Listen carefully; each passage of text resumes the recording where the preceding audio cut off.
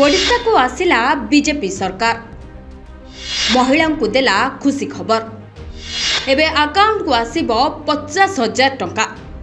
कालीठू ओडिशा रे आरंभ होईछि बीजेपी सरकार। मुख्यमंत्री मोहन चरण माझी शपथ नेबा परे राज्यवासी को देइछंती भेटी परे भेटी।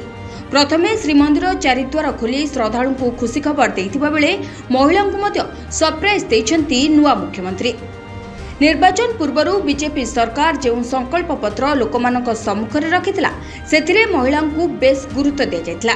तेबे गतकाली राज्य में नुआ मुखिया भावे बीजेपी नेता मोहन चरण माझी शपथ ग्रहण करिसेंती। राज्य में बीजेपी सरकार आसिबा परे प्रथम दिनर कैबिनेट बैठक में 4टी प्रस्ताव उपरे मोहर मारिछि।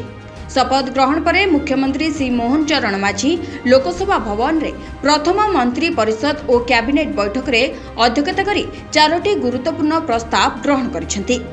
कैबिनेट परे उप मुख्यमंत्री श्री कनक वर्धन सिंहदेव और उप मुख्यमंत्री श्रीमती प्रभाती परिडा एवं मंत्रिमंडलर अन्य सदस्य गणक उपस्थित रे गणमाध्यम को सूचना दी मुख्यमंत्री श्री माझी कहते जे ओडिशा रे 4.5 कोटी जनसाधारण विभिन्न प्रसंग को गुरुत्व दिया जाय निष्पत्ति ग्रहण करा जायछि।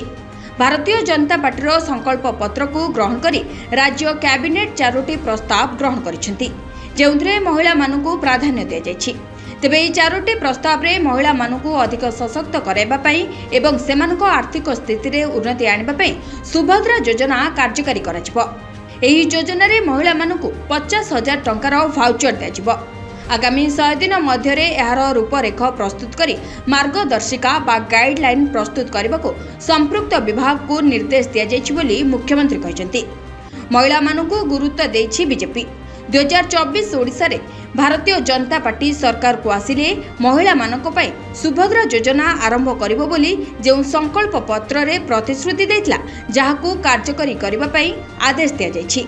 एही योजना रे प्रत्येक महिला 50,000 टंकार नगद भाउचर पाइबे जाहाकू महिला माने 2 वर्ष मध्य रे खर्च करि परिबे। सेपरी 2027 सुधा ओडिशा रे 25 लाख लक्षपति दीदी सृष्टि करबा पई प्रतिश्रुति दैछि BJP. Bureau report, Sunstar TV.